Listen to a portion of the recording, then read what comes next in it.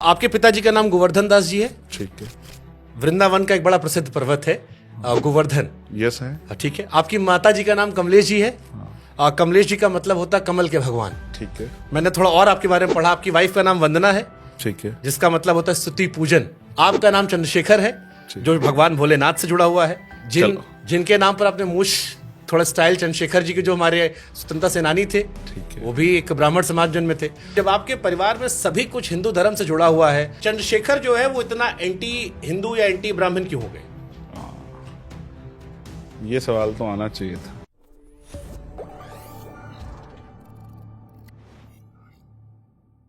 नहीं, एक बड़ा इंटरेस्टिंग चीज मुझे दिखा, बताता हूँ बताओ। क्या। आपके पिताजी का नाम गोवर्धन दास जी है। ठीक है। वृंदावन का एक बड़ा प्रसिद्ध पर्वत है गोवर्धन। यस है। ठीक है। आपकी माता जी का नाम कमलेश जी है। कमलेश जी का मतलब होता है कमल के भगवान। ठीक है। मैंने थोड़ा और आपके बारे में पढ़ा। आपकी वाइफ का नाम वंदना है, ठीक है। जिसका मतलब होता है स्तुति पूजन। ठीक फिर हिंदू धर्म से जुड़ा हुआ। आपका नाम चंद्रशेखर है, ठीक जो भगवान भोलेनाथ से जुड़ा हुआ है। ठीक है। जिनके नाम पर आपने मूछ थोड़ा स्टाइल, चंद्रशेखर जी के जो हमारे स्वतंत्रता सेनानी थे, ठीक है। वो भी एक ब्राह्मण समाज जन्म में थे। तो बहुत सारे लोग मुझसे सवाल लिख के भी भेजा लोगों ने, और पूछा भी कि जब आपके परिवार में सभी कुछ हिंदू धर्म से जुड़ा हुआ है, आपका खुद का नाम या जिन लोगों से आप इंस्पायर्ड हुए, चाहे वो मूछ पे रखने का ताओ या आपका नाम, वो भी नाम जो आपने छोड़ दिया, ठीक है। तो फिर चंद्रशेखर जो है वो इतना एंटी हिंदू या एंटी ब्राह्मण क्यों हो गए? ये सवाल तो आना चाहिए था। बट ये है ना, ये अच्छी रिसर्च। ये देखो, माताजी, पिताजी, बहन, पिताजी, पत्नी जी। देखो पिताजी, क्योंकि उस समय मेरे फादर की पैदाइश वो आजादी से लगभग पहले रही होगी, और मैंने कहा कि उस समय संविधान लागू नहीं हुआ था, तो गांव में किसने किसका क्या नाम रख दिया। तो गोवर्धन पूजा वाले दिन मेरे फादर पैदा हुए। हम आज भी उनका बर्थडे उस दिन सेलिब्रेट करते हैं, इसलिए गांव के हिसाब से उन्हें गोवर्धन नाम उनका रख दिया गया। ठीक है। माताजी मेरी, उनके क्योंकि नाना नानी ने रखा होगा, उन पे मैं कोई टिप्पणी, तब तो शायद कमल भी नहीं होगा। हाँ, नहीं, ये वाला कमल नहीं। हिंदू धर्म का कमल तो हमेशा से था ना। अब ये कमल नहीं रहा होगा बीजेपी वाला। ठीक है, हाँ। अच्छी बात है। तीसरा मेरी पत्नी के बारे में आपने, विपक्ष को मौका मिल जाए, कई लोग बीजेपी जोड़ते हैं आपको।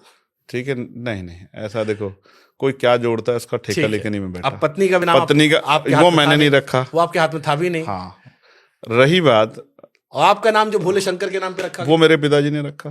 और मेरे भाई का नाम पता क्या है? क्या? भगत सिंह। जबरदस्त। अब क्या कहोगे? मेरे पिताजी ने शायद क्रांतिकारियों से इंस्पायर होके हम लोगों के नाम रखे। मुझसे जो बड़े भाई है उनका नाम भगत सिंह है, मेरा नाम चंद्रशेखर। तो ये दो करैक्टर हैं जिन्होंने देश की आजादी के लिए बलिदान दिया। सही बात है। इसको आप डिनाई धर्म के आधार पे नहीं कर सकते, क्योंकि इनमें से एक करैक्टर ऐसा है जिसने धर्म के ऊपर बहुत सख्त टिप्पणियां जेल जाने के बाद की, जिनको हम शहीद आजम सरदार भगत सिंह कहते हैं कि मैं नास्तिक क्यों। सम्मान करती है। हाँ, आप समझते हैं ना? जी जी बिल्कुल। तो मेरे पिताजी ने क्यों रखा नाम मैंने आपको बता दिया। आप जबरदस्ती अगर, और ये जो मूंछों को ऐंठने का स्टाइल था, ये चंद्रशेखर आजाद जी से। अब कहोगे तो मैं फिर फोन दिखाऊं, मेरे फादर इससे बड़ी मूंछें रखते थे। लेकिन अभी आपकी मूंछें थोड़ा नीचे लटक गई है, वो ऊपर नहीं है। वो जो ऊपर वाली आती थी ऐसे करके, ऐसे वाली नहीं, अभी थोड़ा सा ताव वाली नहीं। इस सरकार को गिरा दे फिर ताव दे देंगे। कुछ तस्वीरें निकाली हमने आपके लिए, एक सेगमेंट रखा हमने, उसके बाद फिर हम आपको जाएंगे। कुछ तस्वीरें आप ही की है, हम चाहते हैं इन तस्वीरों की कहानियां जो है वो आप हमें सुनाएं। ठीक कि है। इनकी क्या कहानियां हैं। सबसे पहले तो ये तस्वीर ये कहाँ की तस्वीर आपकी है? ये मैं जेल में था। किस साल की है? 2017 की। 17 लास्ट या 18 फर्स्ट में। मैं 16 महीने जेल में रहा एक बार में ही। तो मुझे दिक्कत हुई थी। मेरा मानना है कि मुझे जहर दिया गया था। उसकी जांच हुई, मैं 8 दिन हॉस्पिटल में भी रहा। फिर मैं सरकारी सिस्टम को समझता हूँ कि उसका खामियाजा मैं आज भी भुगत रहा हूँ। तो मैं जेल से हॉस्पिटल आया था, और मैं जब गया था जेल में तो मैं बहुत तंदुरुस्त था। आप तब की मेरी फोटो देखोगे और ये फोटो आप देखोगे, क्योंकि मैं जेल में बीमार हुआ। व्हीलचेयर पर आप बैठे हुए। हाँ, जेल में मैं बीमार हुआ तो 8 महीने मेरा ट्रीटमेंट नहीं होने दिया सरकार ने। मैं जब कोर्ट के सामने मैंने तारीख पे कहा, तो उसके बाद मेरा कोर्ट जाना बंद कर दिया। मैंने वीडियो कॉन्फ्रेंस में कहा तो उन्होंने वीडियो कॉन्फ्रेंस बंद कर दी।